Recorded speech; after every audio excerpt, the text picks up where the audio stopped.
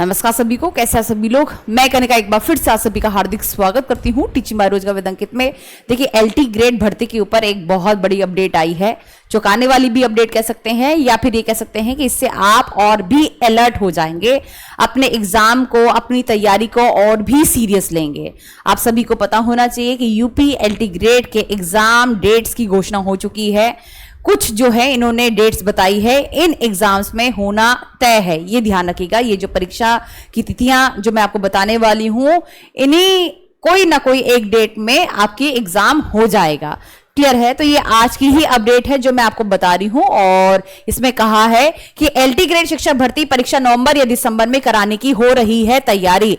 आप सभी को पता है कि 28 अगस्त को आपके आवेदन की प्रक्रिया खत्म हो जाएगी। यानी कि जो भी बच्चा जिसने अभी तक फॉर्म नहीं भरा है, सबसे पहले काम तो यही है कि आप फॉर्म अभी जाके भरिए। ये मत सोचिए कि हम बाद में भरेंगे, क्योंकि क्या होता है, बाद में एग्जाम साइट्स जो है हैवी हो जाती है और ज्यादा वर्क होता है, जिस वजह से वह चल नहीं पाती है। फिर ऐसा ना हो जाए कि 7 सालों का जो लंबा इंतजार था वह अब सपना ही बनकर रह गया। ऐसा नहीं होना चाहिए। इसलिए आप जाके अभी तुरंत जो है इसके बाद फॉर्म जरूर भरिएगा, जिन बच्चों ने फॉर्म नहीं भरे हैं। पहली बात। फिर यहां पर इन्होंने क्या कहा है, इन्होंने कहा है कि उत्तर प्रदेश लोक सेवा आयोग राजकीय विद्यालयों में एलटी ग्रेड शिक्षक भर्ती के लिए प्रारंभिक परीक्षा मतलब जो प्री है आपका, या तो नवंबर या दिसंबर में कराने की तैयारी कर रहा है। और अगले साल जुलाई में, अगले साल यानी कि 2026 के जुलाई में किसी एक विषय का अंतिम चयन परिणाम भी किया जा सकता है। मतलब समझ में आया आपको कि प्री का जो एग्जाम है वह आपके नवंबर दिसंबर में होना तय है। यानी कि या तो नवंबर में होगा या दिसंबर में होगा, और जो तारीखें मैं बताने वाली हूं या तो उन तारीखों में होगा। कौन कौन सी तारीखों में होगा, ये एग्जाम कैलेंडर था जो मैंने आपको पहले भी बताया था। इसमें कुछ तिथियां जो है वह आरक्षित दे रखी हैं, तो उनके अनुसार ही ऑफिशियल रूप से वह चलता है। तो ये देखिए, ये सारी डेट्स हैं जो खाली हैं इस समय पर, यानी कि इनमें से किसी भी समय पर एग्जाम हो सकता है। और 5 अक्टूबर की बहुत मतलब लग रहा है कि 5 अक्टूबर तो बिल्कुल भी नहीं हो सकता है, क्योंकि इतना आनंद फानंद में एग्जाम नहीं होगा। या तो आपकी जो डेट्स है या तो नवंबर में जाएगी, या फिर 21 दिसंबर का एक स्लॉट दे रखा है, यानी कि नवंबर दिसंबर में कुछ स्लॉट्स दे रखे हैं, उसको ध्यान में रखिए। अक्टूबर में होना मुश्किल है, और ये खुद ही कह रहे हैं कि परीक्षा की व्यवस्थागत तैयारी में मतलब अभी समस्या लगेगी, अभी जो है तैयारी चल रही है। तो ऐसे में 5 अक्टूबर की जो आरक्षित तिथि है और उस पर परीक्षा होना, यानी कि उसकी उम्मीद होना बहुत कम है। तो अक्टूबर में तो भूल जाइए, नवंबर और दिसंबर में यह एग्जाम होगा ही होगा, कहीं ना कहीं हो जाएगा, यानी कि साल से पहले प्री हो जाएगा। मेंस जो है आपके 2-4 महीने बाद हो जाएगा, यानी कि अगले साल जाएगा। और जो एग्जाम का परिणाम है वह जुलाई तक आपके पास होगा, यह ध्यान रखिएगा। क्लियर है बात? समझ में आ गई? मतलब मेंस से पहले परिणाम आएगा, फिर मेंस की परीक्षा होगी। इस बात का ध्यान रखिए। और सबसे बड़ी बात यह है कि यहां पर इन्होंने क्या कहा है कि सब कुछ समय से हो गया तो नवंबर में परीक्षा करा ली जाएगी, या फिर दिसंबर के 2 आरक्षित तिथियों में जो है परीक्षा करवाई जाएगी। क्लियर है बात? फिर इन्होंने ये कहा है कि जो तिथियां दे रखी है वह उसके ऊपर भी बात कर रखी है। अच्छा, अब मेन जो बात है वो क्या है, 10 लाख से ऊपर कंपटीशन बैठेगा। यानी कि इन शॉर्ट अगर हम कहें, बहुत सारे अभ्यर्थी आपको देखने को मिलेंगे जो एग्जाम दे रहे होंगे। क्लियर है बात? बस मैं आप सभी से कहूंगी, इस बार कंपटीशन बहुत ही जबरदस्त होने वाला है, क्योंकि 7 साल से जिन बच्चों ने एग्जाम नहीं दिया या जो इंतजार कर रहे थे, जो सपना देख रहे थे शिक्षक भर्ती का, शिक्षक बनने का, तो ये ध्यान रखिएगा, वह उनके लिए मतलब यूं कह लो आर या पार वाली स्थिति होगी कि वह इस समय पर कैसे भी कर जो है एग्जाम को निकालेंगे। तो आधा अधूरा काम आपकी तरफ से नहीं चलना चाहिए। मतलब जो आलस है या जो टालने वाली की कल कर लेंगे, या कल से मैं तैयारी शुरू करता हूं, या मैं कल से पढ़ूंगा, वह तो नहीं चलेगा। ये सब कुछ आपको छोड़ना पड़ेगा। मैं कहती हूँ कोचिंग हो ना कोचिंग हो, कुछ भी हो, अपनी सेल्फ स्टडी भी करना है अगर आपको, तभी आप तैयारी करना शुरू कर दे। तैयारी का रास्ता बिल्कुल सीधा है, कोई उसमें आनंद फानन नहीं है, कोई कुछ भी नहीं है। आप अपना सिलेबस उठाइए, पुराने एक ही आपके पास PYQs होगा, तो आप उसे भी एक बार देख लीजिए, क्योंकि नए प्रश्न लगाना बहुत जरूरी है ना। कोचिंग हो या ना हो, गाइडेंस हो ना हो, मैं तो यही कहती हूं कि आपको मेहनत करनी ही करनी है, और तभी जो है सफलता मिलेगी। मतलब अगर आप ये मौका छोड़ देते हैं, फिर यूपी सरकार पता नहीं कब, ना जाने कब जो है होश आए, और कब जो है वह आपकी दोबारा से एग्जाम हो, ये बहुत मुश्किल है कहना। क्लियर है? फिर पूछते ना रह जाएंगे कि भर्ती कब आएगी, भर्ती कब आएगी, ये ना हो। इसलिए जो भर्ती अभी सामने है उसके लिए आप तैयारी करिए। अब यहां पर सबसे बड़ी बात यह है कि क्या करें, मतलब पहले क्या क्या करना चाहिए, किस तरीके से करना चाहिए। कभी कभी क्या होता है ना कि हमें सब कुछ पता होता है लेकिन फिर भी कुछ नहीं पता होता, ऐसा होता है। अपनी गेम ऑन रखिए, टाइम कम है, स्मार्ट स्ट्रेटेजी को फॉलो करना ही पड़ेगा, तभी मतलब हम तभी तो साथ दे पाएंगे ना, जब आप भी खुद से अंदर ये भावना तो कम से कम होनी चाहिए कि मुझे तैयारी करनी है और मुझे इस बार नौकरी लेनी है, तभी हम जो है आपको थोड़ा बहुत मार्गदर्शन दे पाएंगे। तो इसलिए क्या करना चाहिए, देखिए सबसे पहले मैंने हमेशा से कहा है, जो बच्चे जिसने फॉर्म नहीं भरा है या कहीं ना कहीं किसी ना किसी वजह से डिले हो गए हैं, तो आप अभी तुरंत जाके जो है वह फॉर्म भरिएगा जरूर।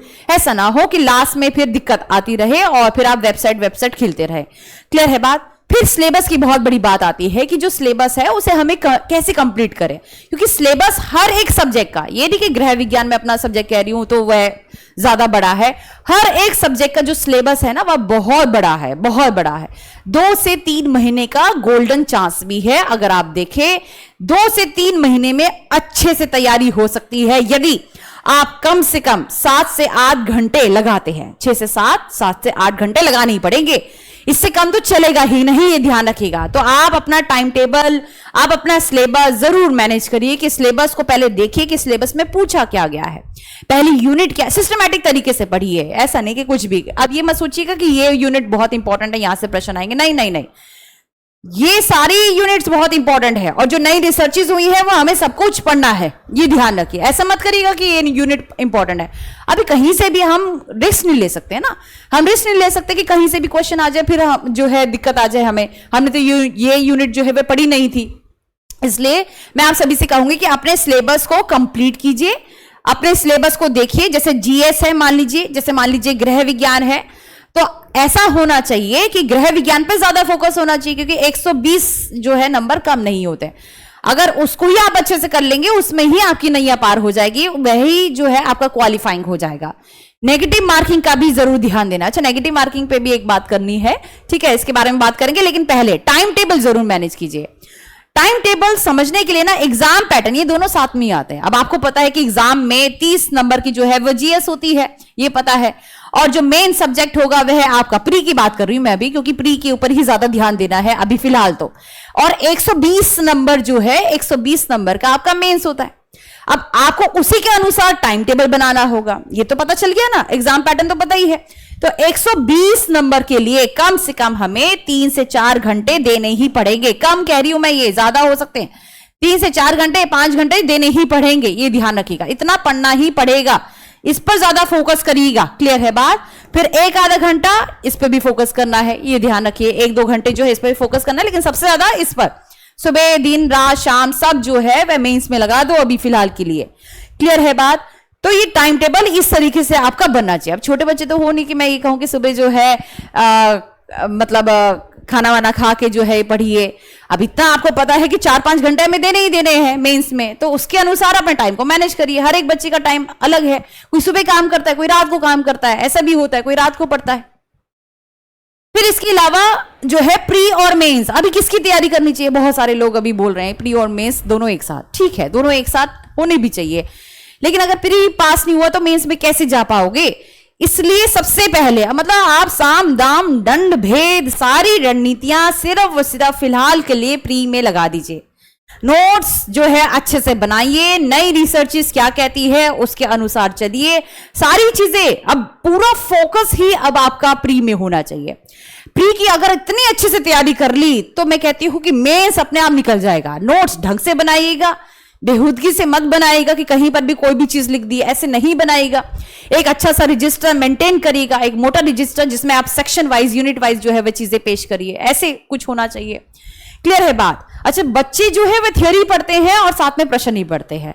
अब हमारे पास पीवाईक्यूज इतने नहीं है, पिछले प्रश्न इतने नहीं है एक ही बार, तो इसलिए आपको क्या करना पड़ेगा, थ्योरी जो है आप पढ़िए, एक एक चैप्टर की एक एक यूनिट की आप थ्योरी पढ़ रहे हैं, लेकिन आप ये भी तो देखिए कि उसमें से प्रश्न कैसे निकलेंगे, ये भी तो देखना बहुत जरूरी है। या फिर सिर्फ थ्योरी पढ़ते रहेंगे, थ्योरी से प्रीलिम्स नहीं निकलेगा। तो थ्योरी के साथ आपको फिर क्वेश्चन भी लगाने पड़ेंगे, चैप्टर वाइज क्वेश्चन लगाते जाइए, टॉपिक वाइज क्वेश्चन लगाते जाइए। क्लियर है बात? बहुत सारी बुक्स मैंने बताई है अपने सब्जेक्ट की, और वैसे अलग अलग अध्यापकों ने अलग अलग जो है वह बुक्स बता रखी होगी। फिर बड़ा लेवल, मतलब ये एक समस्या आती है कि जो लेवल है वह बड़ा है, बड़ा तो ऑफ कोर्स जाहिर सी बात है, उस हिसाब से तनख्वाह भी है, तो कंपटीशन भी ज्यादा है, ये भी बात है। तो ये समझेगा कि इसके अनुसार हमें तैयारी करनी है। लेवल बड़ा है तो उतनी ही डिमांड तैयारी की भी हो जाती है, मतलब उतना ही समय, जिसको आप ज्यादा समय देंगे उससे प्यार हो जाएगा। अब आप देखिए किसको आप समय ज्यादा देना चाहते हैं, तो इसलिए मैं आप सभी से कहूंगी कि तैयारी ऐसे होनी चाहिए। क्लियर है बात? मतलब ऐसा नहीं कि हाँ आनन फानन में हम कुछ भी कर रहे हैं, पता ही नहीं है कि शुरुआत कहां से हुई, अंत कहां से हुआ। तो जो भी बच्चा एलटी ग्रेड शिक्षक भर्ती की तैयारी कर रहा है, तो मैं आप सभी से कह दूं कि शिक्षक बैच हमारा यहां पर आ गया है, और शिक्षक बैच में ऐसे निपुण अध्यापक हैं जो अपनी क्वालिफिकेशन भी डिस्कस कर रहे हैं, और बाकी लोग दिखाते भी नहीं, ये लोग दिखा भी रहे हैं और बता भी रहे हैं। तो इसलिए आप इसको, मतलब आप आंख बंद करके जो है इन पर विश्वास कर सकते हैं। और दूसरा, मैं चूंकि गृह विज्ञान पढ़ाने वाली हूं, 11 अगस्त 2 बजे से हम यहां पर गृह विज्ञान होम साइंस पढ़ रहे होंगे। होम साइंस की बारीकी से हम शुरू करेंगे। मतलब मेरा जो मानना है वह ये है कि हमारे जो स्टूडेंट्स हैं उनको मान लेते हैं कि कुछ भी नहीं आता है, तो जीरो लेवल से हमें शुरू करना है। तो जीरो लेवल से शुरू करने के लिए एक बहुत बड़ी मेरे लिए भी चैलेंज है, इनको जीरो से लेके जाना है, सारी रिसर्चेस पे नई नई चीजें क्या हुई वो सब कुछ बताना है, चैप्टर वाइज सारी चीजें बतानी है। तो इसलिए आप आंख मूंद करके मुझ पर विश्वास कर सकते हैं। होम साइंस के लिए तो खास तौर से ये ध्यान रखिएगा। क्लियर है? तो 11 अगस्त 2 बजे हमारी क्लास होगी, तो जुड़ना ना भूलेगा। उन सभी गृहिणियों के लिए मेरा कहना है जो होम साइंस की तैयारी कर रही हैं, वह थ्योरी पढ़ रही हैं, किताबों से पढ़ रही हैं, लेकिन फिर भी लिंक नहीं कर पा रही हैं चीजों को, जो मुझे देखने को मिल रहा है। और पढ़ाई तो करी है तो फिर भूल जाना मतलब स्वाभाविक होता है, क्योंकि हमने लिंक नहीं किया। हर एक चीज आपके आसपास है, सिर्फ देखने की जरूरत है, नजरिए की जरूरत है। इसलिए मैं आपको 11 अगस्त 2 बजे होम साइंस पढ़ाने वाली हूं, सभी लोग तैयार हो जाए।